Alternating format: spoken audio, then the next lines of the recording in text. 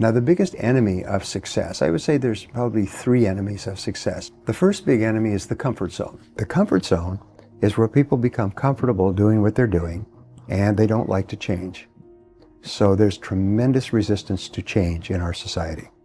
80% of the population finds reasons not to change, even if the change can be positive or beneficial. Human beings are creatures of habit. They begin doing something and they soon become comfortable with it.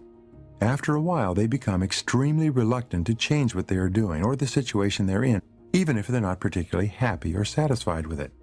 They become content, complacent, and eventually they become afraid to change for any reason. They get into a rut, and the longer they stay in it, the deeper it grows, until they finally lose all hope of ever changing or improving their lives. The second thing that holds people back is what is called learned helplessness. People feel helpless. People feel overwhelmed by so many things going on around them. They feel that there is nothing they can do to improve their lives. And the predominant signal that learned helplessness has set in is contained in the words, "I can't." People feel that they can't lose weight, can't get a better job, can't improve or change their relationships, can't increase their incomes, can't upgrade their knowledge and skills, and can't do anything else that they really want to. They have tried unsuccessfully so many times in the past that they have come to conclude automatically that there is nothing that they can do to change the future.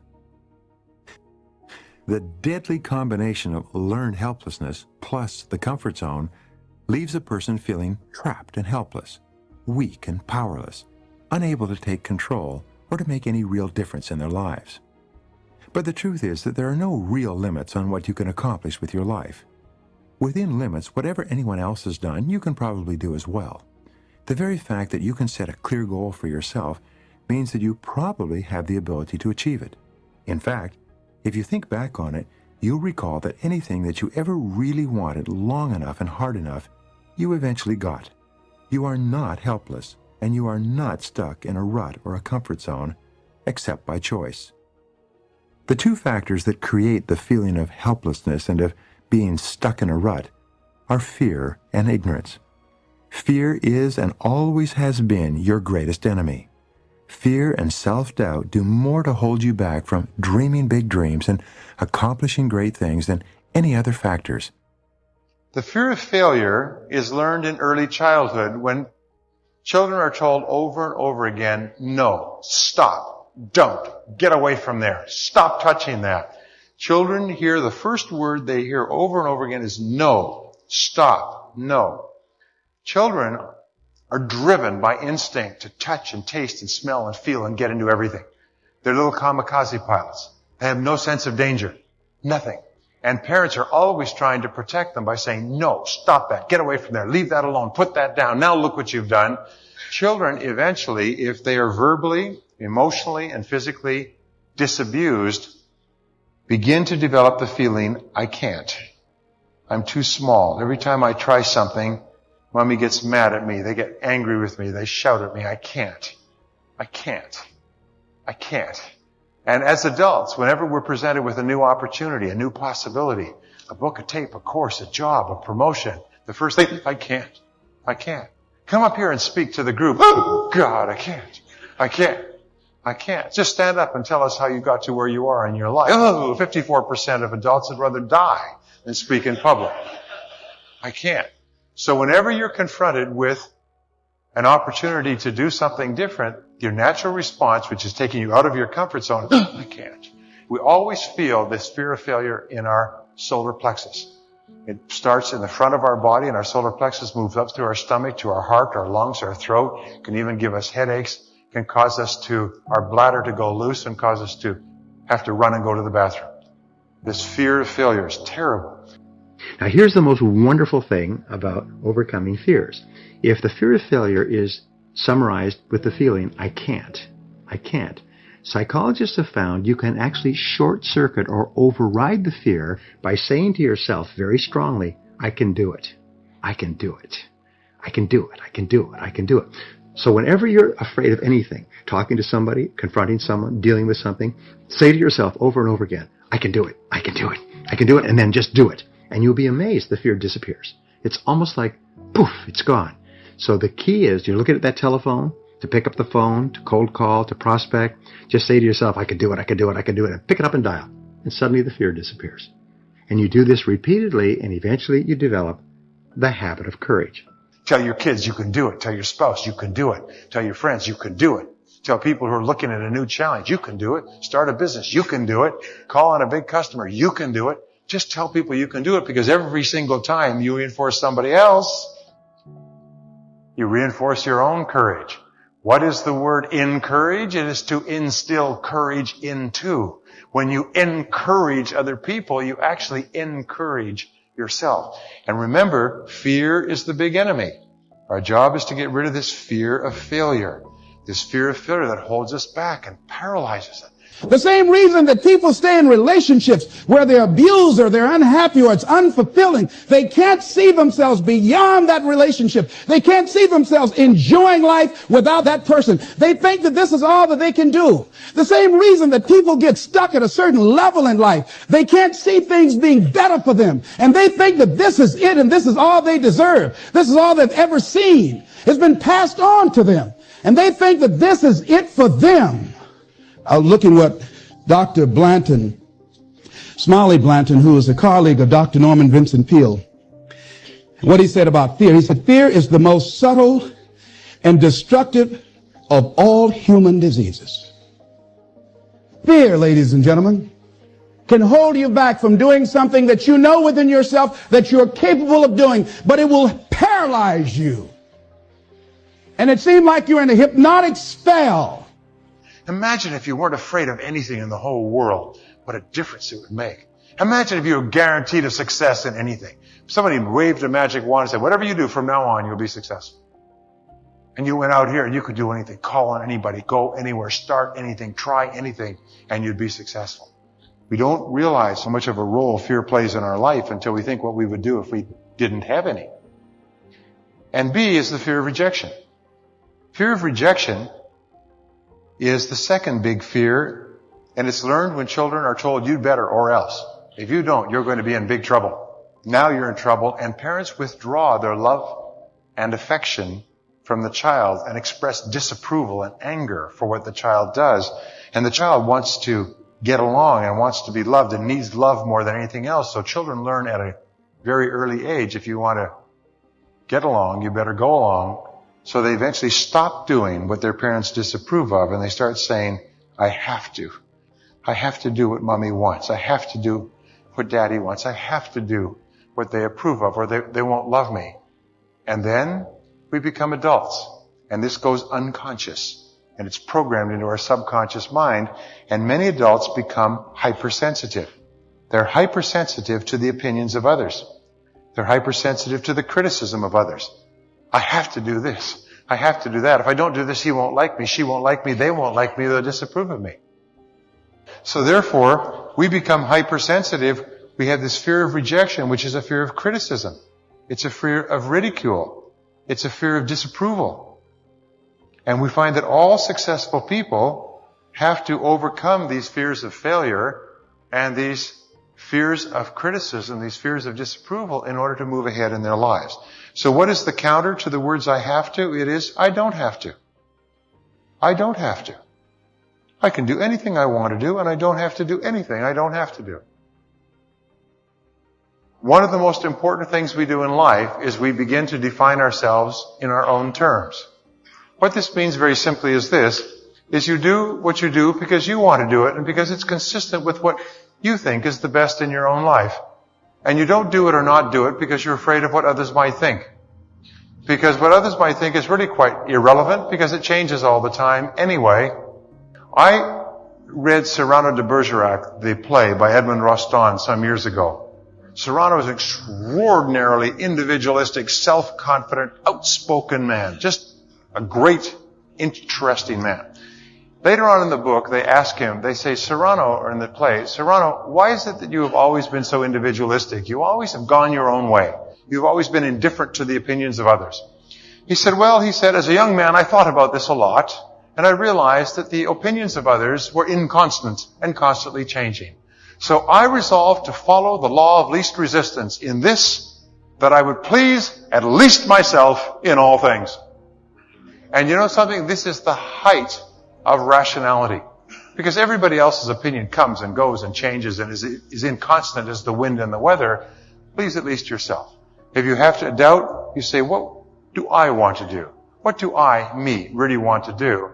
And don't sacrifice your life because of what you think that others may think. Because the fact of the matter is, if you knew how little others really thought about you, you'd be insulted. Don't ever sacrifice your life because of your concern with what you think others may think. There's a direct relationship, a reverse relationship between self-esteem on the one escalator and your fears of failure and rejection on the other. When you talk to yourself in a positive way, you think, feel, and act in a positive and constructive way. 95% of your emotions at any moment are determined by how you talk to yourself. Learn to be your own booster. Start building yourself up. Start encouraging yourself. Start saying, I can do this. I can make this happen. I believe that you have to begin to consciously monitor your inner conversation and start talking to yourself. Start building yourself up. Sometimes the only good things you will hear about you are the things that you say to you. When I started thinking about becoming a speaker, I said, yes, I can do this. You can do this. Other people have done it. It doesn't take an Einstein. If you talk to yourself in a positive, constructive, dynamic way, I like myself. I'm the best. I love my work. I can do anything I put my mind to do. If you talk to yourself like that, then your self-esteem gets higher and higher and your fears get lower and lower. It's not your fears will go away, but when you do have little fears, you confront them. You counterattack them. You charge at them with, first of all, taking charge of your mind and then doing what it is you fear until the fear is gone. So, as Ralph Waldo Emerson said, do the thing you fear, and the death of fear is certain. What he said was to confront your fears. The natural human tendency is to avoid a fear-causing or fear-inducing situation. So the reason you want to confront your fears is not because of the incident specifically, it's because of what it does for your character. You want to demonstrate to yourself that you can face down a fear and look it square in the eye, and suddenly, surprise, surprise, it goes away. And you realize that the fear was in your own mind. So here's an exercise for you. Identify one fear situation in your life today and use that as your challenge. Use that as your test case. You say, you know what I'm going to do? I'm going to face this fear down. I'm going to hammer it. I'm going to smash it. I'm going to look it right in the eye. I'm going to deal with it direct, head on, like a car hitting a wall until the fear is gone. And once you've done that, you'll look up and you'll be a different person. For the rest of your life, you'll know that nothing that you're afraid of can stop you. And the third enemy is what we call the path of least resistance, which is always looking for an easy way to achieve a result. But nothing worthwhile can be achieved easily. Everything worthwhile requires a long period of hard work. Ain't no elevator to the top. You got to take the stairs. The elevator don't go to the top, man. Not in the world of success. You got to take the stairs. Y'all got to start getting gritty, man. Y'all got Google. You can Google anything. You all have stuff at your fingertips that can make you great. But if you could combine your technology with your parents and your grandparents' work ethic, your could be rich. You could be rich, man. But you cannot erase the work ethic part. There is no getting around how you rely on technology, and it's a help to you. But young people, you got to get gritty, man. You got to develop some dog in you. You got to understand that success, you can't Google success. Go Google it. You can't Google it, man. I got something else for you. Because I've lived so long and I've been exposed to so many things. I've seen stuff hopefully you'll never see, and I've seen some things I hope one day you do see. But go Google exposure. It ain't gonna take you nowhere. I've been around the world, man. because I've traveled it. But I traveled it because I've made myself uncomfortable. I have a life of convenience now. But in order to get the life of convenience, you got to have a very uncomfortable life.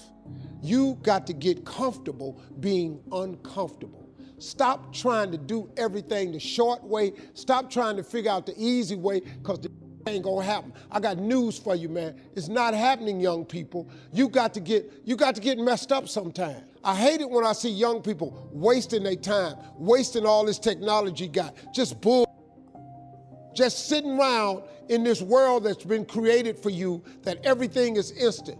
Millennials, they've grown up in a world of instant gratification. You want to buy something, you go on Amazon, it arrives the next day. You want to watch a movie? Log on and watch a movie. You don't check movie times. You want to watch a TV show? Binge. You don't even have to wait week to week to week, right? I know people who skip seasons just so they can binge at the end of the season, right? Instant gratification. You want to go on a date? You don't even have to learn how to be like, hey.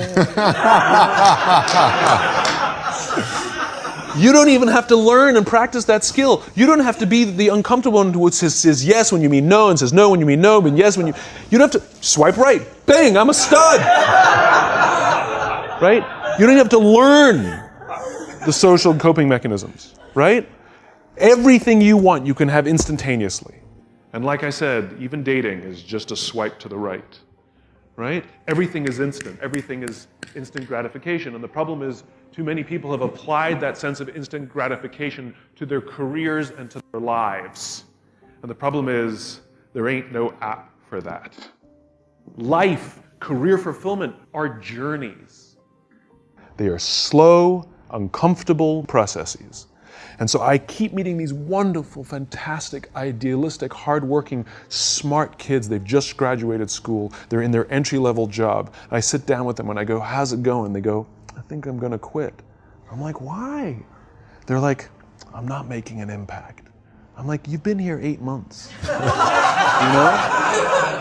It's as if they're standing at the foot of a mountain and they have this abstract concept called impact that they want to have in the world, which is the summit.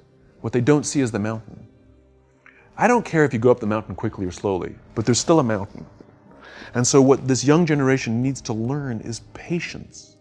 That some things that really, really matter, like love, or job fulfillment, joy, love of life, self-confidence, a skill set, any of these things, all of these things take time. Sometimes you can expedite pieces of it, but the overall journey is arduous and long and difficult.